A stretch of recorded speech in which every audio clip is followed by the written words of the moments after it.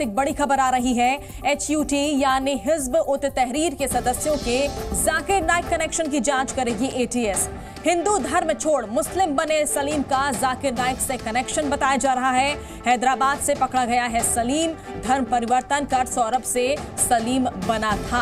तो अब देखिए, इस पूरे मामले को लेकर ATS जांच करेगी। धर्म परिवर्तन का ये मामला, सलीम की गिरफ्तारी हुई हैदराबाद से, किस तरह से जो सलीम पहले सौरभ था और उसका धर्म परिवर्तन हुआ, और इसको लेकर अब देखिए जाकिर नाइक से कनेक्शन बताया जा रहा है। मुस्लिम बने सलीम का ये कनेक्शन जाकिर नाइक से, और ऐसे में इस पूरे मामले को लेकर ATS अब जो है जांच करने वाली है। HUT यानी हिज्ब उत तहरीर के सदस्यों के जाकिर नाइक कनेक्शन की जांच करेगी ATS। और ये पूरा खुलासा हुआ है जब सलीम के परिवार वालों से भी पूछताछ की गई और उन्होंने इस पूरे मामले को लेकर खुलासा किया कि किस तरह से जब उनका बेटा पढ़ाई कर रहा था और उस दौरान जो है जाकिर नाइक वो वीडियोस देखता था, और ऐसे में उसे जो है धर्म परिवर्तन के लिए उकसाया गया है, ऐसा परिवार का कहना है।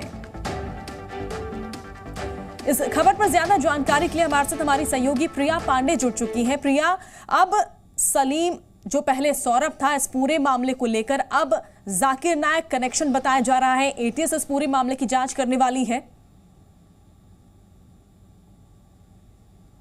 देखिए, बिल्कुल ATS लगातार जांच में जुटी हुई है और तमाम वो 16 सदस्य जिनको अलग अलग जगहों से पकड़ा गया था, उनकी रिमांड चल रही है, उनसे पूछताछ चल रहा है।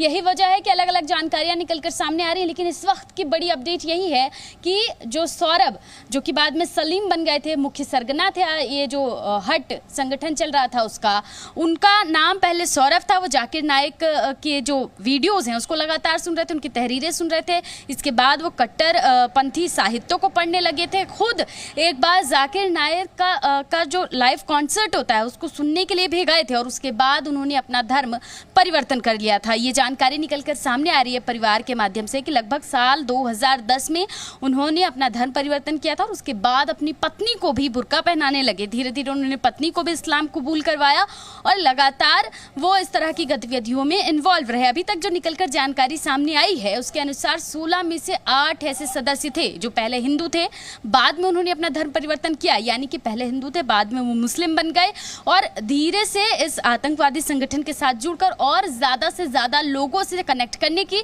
संगठन से जोड़ने के प्रयास कर रहे थे। ATS फिलहाल ये भी जांच कर रही है क्योंकि ये प्रमुख विषय हो जाता है जांच का कि क्या ये लोग और लोगों से कनेक्शन में थे, क्या धर्म परिवर्तन के लिए भी लोगों को उकसा रहे थे, क्या केवल संगठन से लोगों को जोड़ना इनका मकसद था, या फिर ज्यादा से ज्यादा लोगों को धर्म परिवर्तन करवाकर कट्टरवाद से जोड़ना, जो इनके पास साहित्य था क्या वो लोगों तक सप्लाई किया जा रहा था और ज्यादा से ज्यादा लोगों को धर्म परिवर्तन के लिए भी मोटिवेट किया जा रहा था क्या? ऐसे भी जानकारियां, सवाल है प्रिया जिनके जवाब जानने की कोशिश ATS करेगी। और इस बीच मध्य प्रदेश के मुख्यमंत्री शिवराज सिंह चौहान और नरोत्तम मिश्रा ने इस पूरे मामले को क्या कहा है, ये भी सुन लेते हैं। मध्य प्रदेश को किसी भी कीमत पर हम केरल स्टोरी नहीं बनने देंगे। लव जिहाद, धर्मांतरण, ये कुचक्र नहीं चलेगा। ये ब्रेन वॉश करने वाले जो लोग हैं ये साधारण लोग नहीं है। एक प्रोफेसर है, एक जिम का ट्रेनर है, एक कोचिंग चलाता है, एक सॉफ्टवेयर का इंजीनियर है, एक सॉफ्टवेयर का टेक्नीशियन है।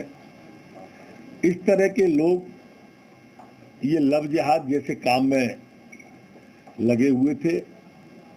मध्य प्रदेश के अंदर ऐसा कोई भी इनका षड्यंत्र चलने नहीं दिया जाएगा। और लगातार हमारे सहयोगी प्रिया पांडे हमारे साथ बनी हुई है। प्रिया, आपने सुना किस तरह से मध्य प्रदेश सरकार धर्मांतरण को लेकर, लव जिहाद को लेकर बेहद सख्त है। देखिए, बिल्कुल लगातार मध्य प्रदेश सरकार ये संदेश देती आ रही है कि चाहे धर्म परिवर्तन की बात हो, चाहे आतंकवादी संगठनों की बात हो, चाहे लव जिहाद की बात हो, मध्य प्रदेश में किसी भी इस तरह के संगठन को बख्शा नहीं जाएगा। इस तरह के जो लोग यहाँ पर सर उठाने की कोशिश करेंगे उन्हें कुचल दिया जाएगा। लगातार इस तरह के संदेश गृह मंत्री नरोत्तम मिश्रा देते आए हैं। मुख्यमंत्री शिवराज सिंह चौहान भी कहते हैं कि मध्य प्रदेश में द केरल स्टोरी नहीं बन सकती। बहरहाल कई तरह की जांचें चल रही हैं। ATS ने जो प्रारंभिक जानकारियां सूत्रों के हवाले से निकल निकलकर सामने आई हैं वो ये भी बता रहा है कि 8 में से वो जो 16 लोग गिरफ्तार किए गए हैं उनमें से 3 लोगों ने शादी की थी हिंदू लड़कियों से और उसके बाद उनका धर्म परिवर्तन करवाया था, यानी कि उनसे बाद में इस्लाम भी कबूल करवाया गया था। इस एंगल से भी जांच की जा रही है कि क्या और लोगों ने भी इस तरह की कोई धर्म परिवर्तन लड़कियों से किए हैं, करवाए हैं क्या। और इसको लेकर अब मध्य प्रदेश सरकार भी बेहद सख्त नजर आ रही है। मुख्यमंत्री शिवराज सिंह चौहान ने तमाम लोग जो अधिकारी उनको सख्त निर्देश दे दिए हैं कि कहा है कि ज्यादा से ज्यादा लोगों से पूछताछ की जाए और वो पूरा क्षेत्र जहां से ये लोग अपने इस संगठन को रन करते थे उन क्षेत्रों में ज्यादा से ज्यादा लोगों तक पहुंचा जाए, जिनसे ये लगातार मिलते जुलते थे, जिनसे ये लगातार बातचीत कर रहे थे, जिनसे लगातार कांटेक्ट में थे, उनसे भी कड़ी पूछताछ की जाए। और ये जाहिर है कि जब रिमांड खत्म होगा, जब पूछताछ पूरी होगी तो कई और परतें खुलेंगी, कई और नई जानकारियां निकलकर सामने आएंगी। कल गृह मंत्री नरोत्तम मिश्रा ने भी कहा था कि पूछताछ का दौर जारी है और ये लोग एक प्याज की तरह है, परत दर परत खुलेंगे, कई नई जानकारियां निकलकर सामने आएंगी, लेकिन बख्शा किसी को नहीं जाएगा। बिल्कुल किसी को भी बख्शा नहीं जाएगा प्रिया, लेकिन अब ये पूरा मामला एटीएस के हाथ में आ गया है। अब एटीएस जब अपने हिसाब से जांच करेगी तो और भी कई बड़े खुलासे हो सकते हैं। देखिए बिल्कुल संभावनाएं हैं, कई तरह के इनके पास विदेशी फंडिंग की बात निकलकर सामने आ रही थी। और विदेशी फंडिंग कहां से आ रही है ये लगातार एटीएस पूछताछ कर रही है। उनके बैंक अकाउंट्स को भी सीज कर लिए गए हैं, अलग अलग तरह के इनके पास सिम कार्ड मिले हैं, अलग अलग जगहों के नंबर मिले हैं, कहां के नंबर हैं, ये सिम कैसे मिले, किसके नाम पर ये सिम रजिस्टर्ड हैं, ये जानकारी भी निकाली जा रही है। इसके साथ साथ कट्टरपंथी से संबंधित कई तरह के साहित्य जो हैं वो भी इन 16 लोगों के पास से मिले हैं।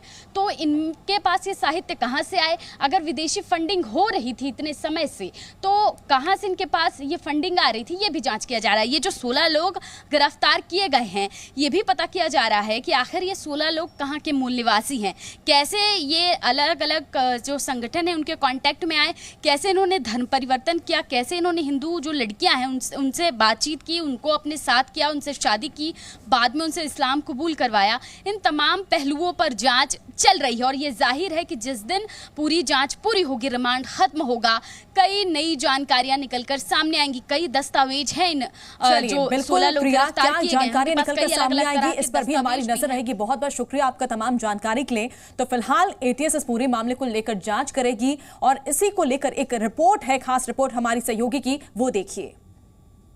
इस वक्त मैं ऐशबाग के उस इलाके में मौजूद हूं जहां पर कुछ दिन पहले ही एटीएस ने कार्रवाई की थी और 10 अलग अलग लोगों को गिरफ्तार किया था। उन पर फिलहाल जांच चल रही है। ये आरोप है कि वो तमाम जो 10 लोग हैं वो हट, जो कि एक आतंकवादी संगठन है, गिरोह है, उससे जुड़े हुए थे। ये जो आप दुकान देख रहे हैं इस वक्त स्क्रीन पर, ये वही दुकान है, यहाँ से भी एक सदस्य की गिरफ्तारी की गई थी। और इसके साथ साथ पीछे ही इस दुकान से बिल्कुल लगा हुआ ही यासीन का घर है, जो कि जिम ट्रेनर थे और जो कि उस संगठन के मुख्य सरगना बताए जा रहे हैं।